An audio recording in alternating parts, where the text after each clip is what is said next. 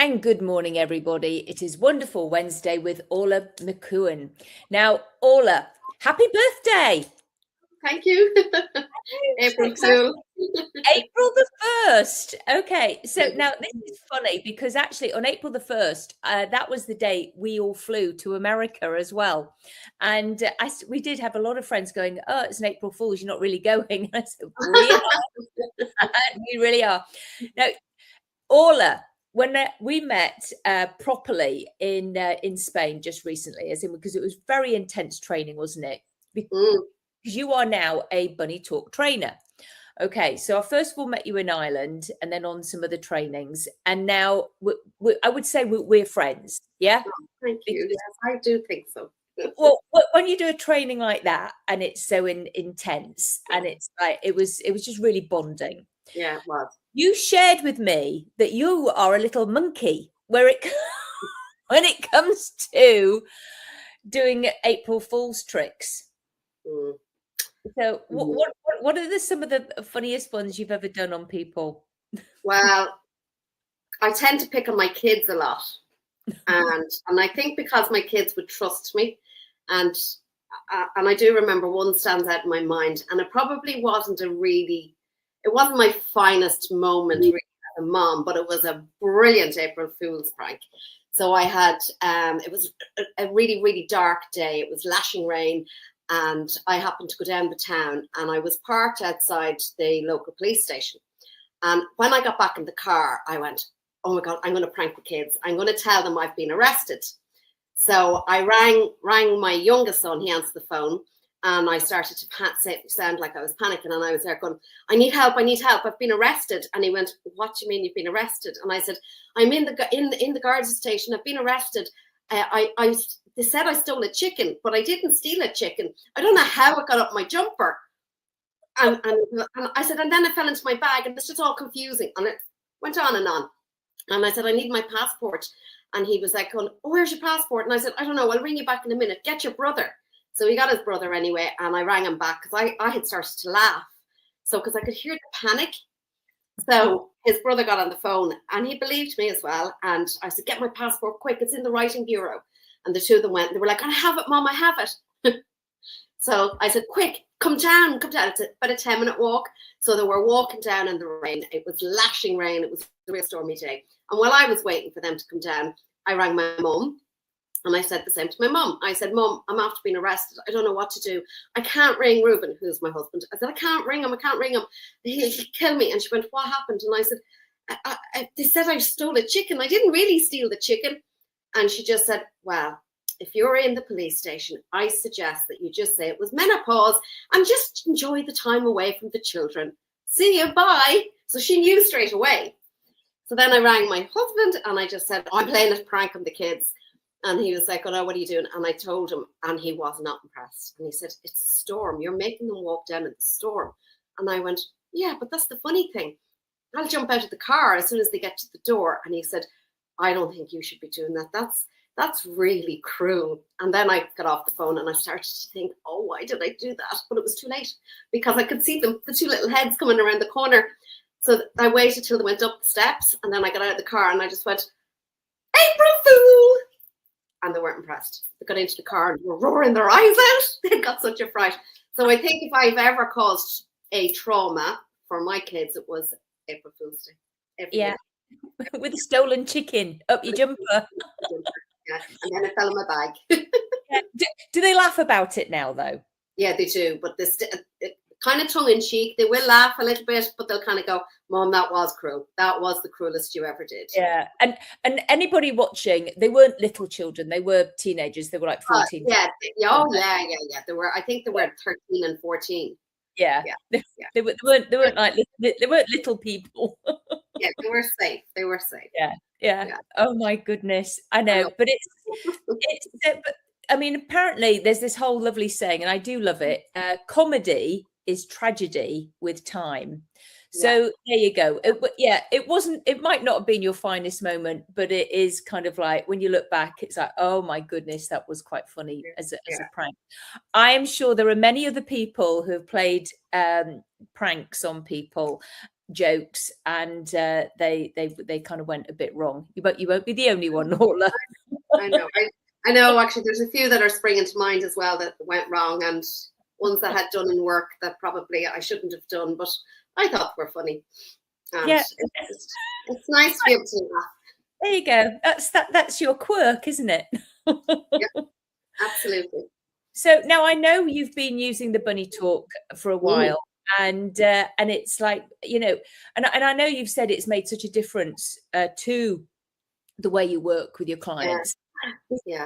And so tell me more about that. What do you like most? I mean, I know you've already mentioned it's about the parents, so you can bring that. I think for me, working with it, I've become more structured with working with the parent first. So a lot of the time before I started to use Bunny Talk, I was seeing the parent and the child together. And then you're nearly trying to have covert conversations because you don't want to be talking about certain things in front of the child. So I always found that a little bit awkward. Whereas now I work with the parent. It's normally the mother. And sometimes a few dads, but it's generally the mom. And the aha moments it's just so lovely to see the transformation where they can because they're there to help their child. Yeah. And as soon as I start to work with them and they're kind of like, oh, I can really use this on myself. Oh, I really need this too. And they start to realize maybe stuff that's from their childhood and maybe little habits that they're passing on and still using with their children. So there is loads of little aha moments. And then when they come together with their child, if they're working with me and the child, it's lovely to see that bond and that connection, and they're creating something like a little language that they have together, especially when they're doing the bunnies and and like even today I had a lovely little girl, and she now has a new language with her mom. So rather than her behavior kind of escalating into complete panic, she straight away will go to her mom. I need the, and the mom just knows, okay, she needs to regulate. We'll go off and we'll do it together. And so they have a little tool bag. Went away with a little tool bag, and it was really, really lovely to watch. So I'm really enjoying it. Mm-hmm. Yeah, because the as you say, the mothers or the parents, whoever it is, they can actually come in with you and have the techniques and strategies to work with their child, especially because I know you see a lot of really young ones, below 10.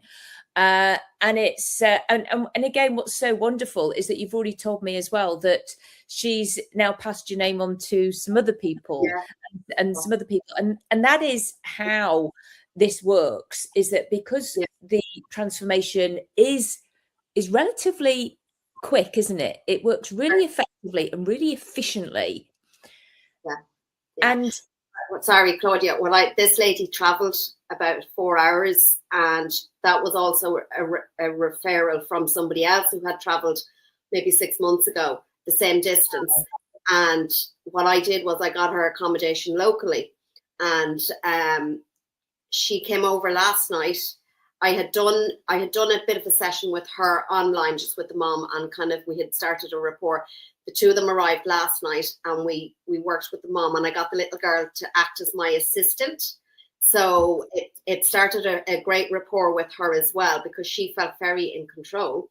And then today they came over for a back-to-back session. So she's had 3 sessions, and she was a very different child leaving, so it was the first time I've done that so intensely. And it was lovely that at the end, the work was proved at the end when she was blowing up a balloon, and the balloon burst, and she got she got a horrendous fright. We all got a fright. And straight away, I could see the emotion was beginning to rise. And I was like, oh my God, this is amazing. Quick, quick, quick. We know what to do now. And we got the bunnies out, and you could just see her face change. And she was like, I'm safe, I'm safe, I'm safe. So that's what she had anchored in. Yeah, that was and that's just 3 sessions where you work with the mum first, and then it's like with 2. Wow. Yeah. Okay. Yeah. So this is what we want people to understand, that actually it is very efficient. Yeah. Because people come to us, they are generally ready for change. They've tried lots of other things. And sometimes, I most definitely do work alongside of the therapists and psychologists. I'm part of the team. However, it does move things on so much quicker. Yeah. And it's all through play. Yeah. Because that's shadow puppets, which becomes an anchor. Yeah. Show me some of your toys. Well, there's my nice little bunny. Okay. So this is when we take the poo. I have loads of poo, but when we take the poo off the brain, this little girl, I had asked her, I said, what are we going to put on it? And I just kind of picked up the bunny, and I was kind of like going, it could be ice cream. And she was like, oh yeah, I love ice cream. And I went, or it could be candy floss. It's like candy floss because it's sticky like poo. We don't want the ice cream to melt away. We want the candy floss to stick on it. So she was absolutely delighted with that. She thought it was brilliant. Another little thing that she did was, when we use the ruler as a scale? Yes. She happened to have a whiteboard marker in her hand. So I got her to mark. She started with 10. And every time then we had done the eye movement, I handed her the ruler back and a baby wipe. And so she wiped it off and she marked it again. So and she was then kind of very proactive in it, which was amazing. It was brilliant just to watch that. And then, of course, I did go out to the charity shop today because I do have my big poo. But I just got loads of little farm safari animals and loads of little speedy cars for the. Yeah. And people may be wondering what on earth we're doing with these toys. The thing is, though, is that we check the work within the bunny talk process, and telling a story with these toys is exactly what it does, or it can ignite another feeling inside somebody. We never know what's going to happen. And that's when we use our intuition with it. However, it is really interesting how it can bring about the smiles, and they go, oh yeah, no, it's all good, and they can group various things together. I mean, it's like, as I say, I've got loads of, things. I mean, I've even found a little duck with bunny ears on. And it's like, I've got this the other day. So again, that's to include everybody. Because this we can see children who just aren't sure, and that's okay. Yeah. So it's all about bringing people together with their story as they see it, with touching and placing these objects, because it could be anything that you have, and because they're making up their own metaphor from it. And when people make up their own metaphor, then they are doing the change work themselves. And it is massive change work, because they are owning it. And then again, they can change it on the paper, or as you say, on the ruler. I love that she did that herself. That she had because that's what it's about. And we have to be flexible with each client, because although some of it is structured, because we never know what our clients are going to come with. It's always been that way, hasn't it? With any kind of work that we do with somebody. Yeah. Another thing I find interesting is their choice of words. When you ask them, where that feeling is, and they can kind of say, even if they don't know what the feeling actually is, and they're going, oh, it's here. And like, I had a little girl there recently who was very defined about the feeling. And she just kept saying, I don't know what it is. It's hard. It's hard. And I said, just draw it. Just draw it. And straight away, she picked up 4 colors together, but very carefully picked them up. So she was really putting a lot of thought into it. And she colored it all together. So, and she just went, it's hard. And because it was 3 different colors, and she said, and it's confused. And she said, I'm confused. There you go.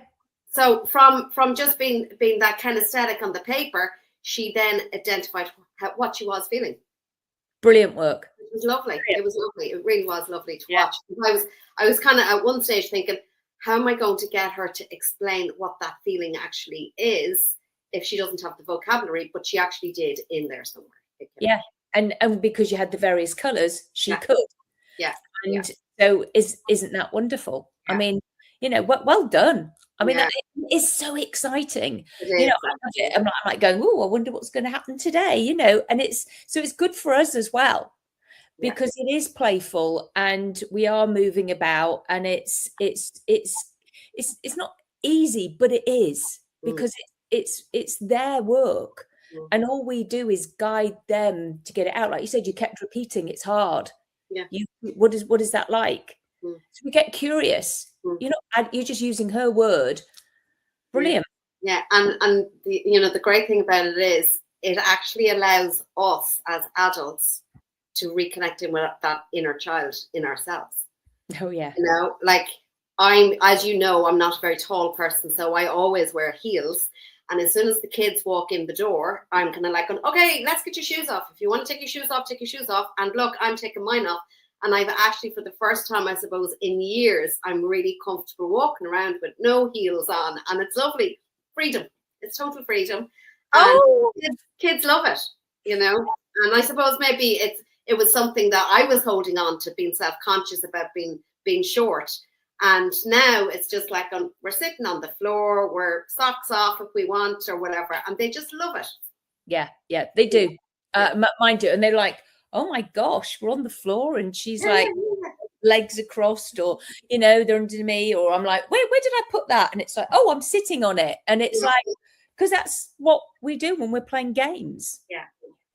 It's like, where's that go? And it's like, oh, what is she doing? Because it's all pattern interrupts. Yeah. Well, and it's and then it is focused on what they're doing, yet it's all through some kind of safe place, because it's not strict and stern. Exactly. There's no white coats. That's right. And actually, for once, I'm wearing black. I don't often wear black, but I've got my little pretty bits on. So yeah, because again, we always, generally when we're working with children, we wear bright colours. Yeah. To engage them into this is going to be more fun than it's like, I can't help but think that, but maybe that's because I'm very visual and kinesthetic. I don't know. Yeah, I think they also have a connection with bright colors to clowns and circuses, and and colors and coloring and drawing, and so straight away they're seeing something familiar. Yeah. That's what I think, Orla. Okay, so moving forward, Orla, we're going to be putting your website, your landing page that you've had created for training and being a practitioner. That will be in the links below. For anybody who wants to see Orla in person in Ireland, and then you're also going to be sometime in Spain as well. Yeah. And of course online. Yeah. Okay. So somebody wants to work with Orla online, with the Bunny Talk process, and with Orla, because I know you do other things as well. And so and I know you're going to be training it as well, because that's what you just learned with me.